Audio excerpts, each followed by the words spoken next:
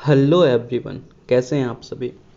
आज का ये मेरा पहला वीडियो है और मैं पहले वीडियो में आपको एक खूबसूरत सा कोर्स, एक खूबसूरत सी पढ़ाई के बारे में बताना चाहता हूँ। एक ऐसा कोर्स जिसे अगर आप करेंगे तो आपका बेहतर भविष्य यकीनन बहुत ही ज़्यादा बेहतर हो सकता है। पहला आप देख पा रहे होंगे कि व्हाट इज़ एमएलटी। एमएलटी है क्या? Medical laboratory technology. ये पहले नाम एमएलटी था, लेकिन पहले जो उसके फुल फॉर्म थे वो पहले थोड़े से अलग थे। पहले मेडिकल लैब टेक्नीशियन था, अब इसको चेंज करके मेडिकल लैब टेक्नोलॉजी किया गया है। क्योंकि बहुत सारे ऑटोमेशन का मतलब बहुत सारी ऐसी मशीनें जो खुद ब खुद काम करती हैं, ऐसे पैथोलॉजी डिपार्टमेंट में आई हैं और जिनकी वजह से नाम चेंज करके टेक्नोलॉजी रख दिया गया। अब ये है क्या? तो ये एक तरह का पैरामेडिकल कोर्स है, एक तरह का पैरामेडिकल कोर्स है जिसमें हम सभी पढ़ते हैं, इसके बारे में विशेष अध्ययन करते हैं। सारी लेबोरेटरी मतलब आपने कभी अपने नज़दीकी जांच घर में या फिर डायग्नोसिस सेंटर में या फिर आपने कभी ना कभी अपने खून की जांच या फिर अपने यूरिन की टेस्ट या फिर स्टूल की टेस्ट कराई होगी। तो आप कभी लेबोरेटरी ज़रूर गए होंगे जहाँ पर उनका डायग्नोस किया जाता है, जहाँ पर बीमारियों के बारे में पता कराया जाता है, पता लगाया जाता है। तो इन सारी व्यवस्थाओं के अंदर एमएलटी आता है, जिसे मेडिकल लैब टेक्नोलॉजी कहते हैं। अब आगे बढ़ते हैं। एलिजिबिलिटी, आपकी क्या योग्यता होनी चाहिए इस कोर्स के लिए? तो मैं बताना चाहूँगा कि आप 12th होने चाहिए साइंस के साथ, साइंस ब्रांच हो आपका और आपका 12th होना चाहिए। अगर बात करूँ मैं 10th पास वालों की, तो वो भी ये पहले था झारखंड में, बिहार में, बंगाल में एक एमएलटी करके कोर्स होता था जिसे हम लोग सीएमएलटी कहते थे। वो सिर्फ 1 ईयर का होता था और फिर उसमें एडमिशन 10th के बाद हो जाता था और फिर उसके बाद डिप्लोमा को 12th कहा जाता था और फिर इसके बाद इसमें फर्दर आगे भी पढ़ाइयाँ होती हैं। आप बीएससी कर सकते हैं, एमएससी कर सकते हैं, पीएचडी तक की पढ़ाई होती है।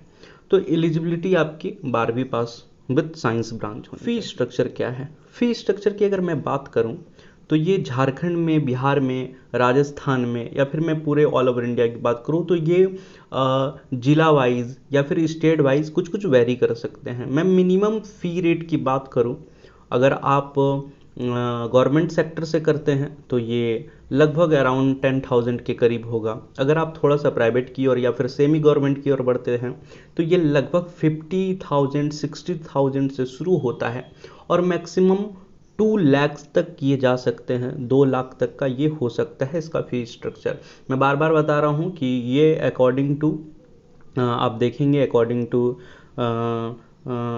To college, according to their faculties और बहुत सारी चीज़ों को ध्यान में रखते हुए फ़ी का स्ट्रक्चर हर कॉलेज वाइज अलग अलग हो सकता है। What is the admission process? आपका एडमिशन प्रोसेस क्या है? इसमें जो एडमिशन प्रोसेस है, ये 2 तरह से एडमिशन प्रोसेस हो सकते हैं।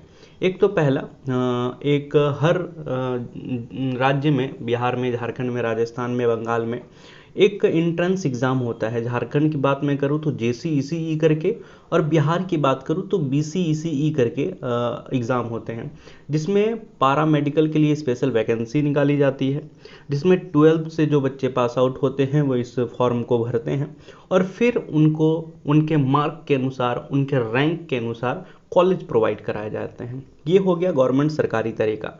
अगर दूसरे तरीके की बात करूँ तो कई सारे ऐसे कॉलेज हैं जो काउंसलिंग के द्वारा तो बच्चों को एडमिशन देते ही हैं, बट कुछ उनके अपने सीट्स होते हैं, वो प्राइवेट तौर पर आपको डायरेक्ट भी एडमिशन देते हैं। तो ये 2 प्रोसेस हैं जो कि एडमिशन प्रोसेस के रूप में आप समझ सकते हैं।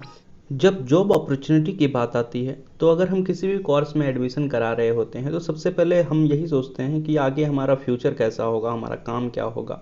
तो मैं आपको बार बार बता दूं कि आपके जो जितने भी काम होंगे तो वो आपको बेशक आपको सरकारी तौर पर भी मिल सकते हैं और प्राइवेट तौर पर, और एक अभी नई चीज़ें आ गई हैं, कॉरपोरेट तौर पर आपको सबसे ज़्यादा काम मिल सकता है।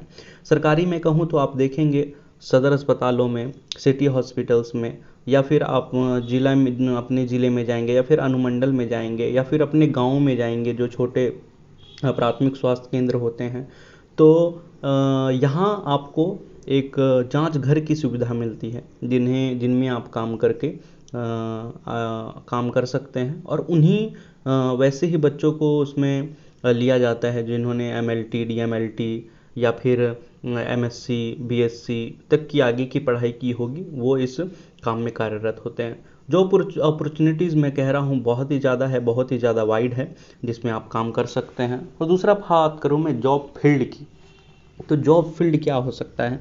जॉब फील्ड में स्पेशल मैं कहूँगा कि ये मेडिकल फील्ड है और आपको लेबोरेटरीज़ के अंदर काम मिलेगा।